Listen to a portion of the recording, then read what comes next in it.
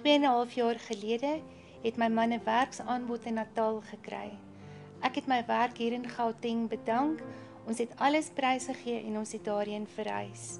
3,5 maande later het sy werkgewer hom meegedeel dat hy hom nie meer kan bekostig nie.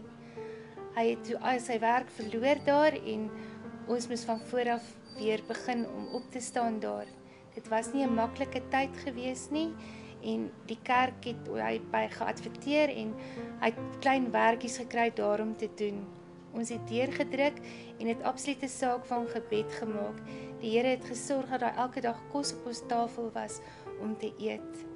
Ons het 'n jaar daar gebly en besluit ons wil liewer terugkom. Ons kan nie lewe daar nie, dit was vir ons te swaar. Die Saterdagoggend het my ma my geskakel en ons het vir haar gesê, "Mami, ons kan nie meer nie." Sy het gesê, "My kind, voordat die son sak vanaand sal daar 'n uitweg kom."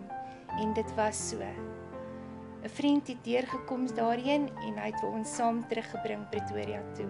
Hy het ons gehelp met 'n tent.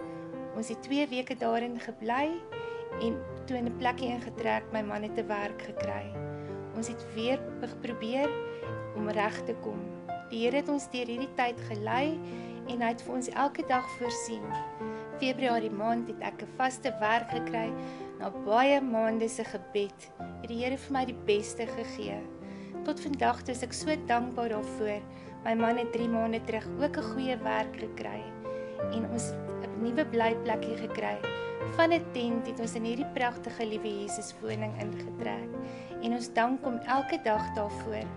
Ek wil vir elkeen daar buite sê, moenie gaan lê nie. Die Here laat dinge toe om met jou te gebeur, maar dit wat hy toelaat, laat hy nie bo jou perke toe nie. Hou net moed en bly net bid, want elke dag sal hy voorsien en jou hand vat.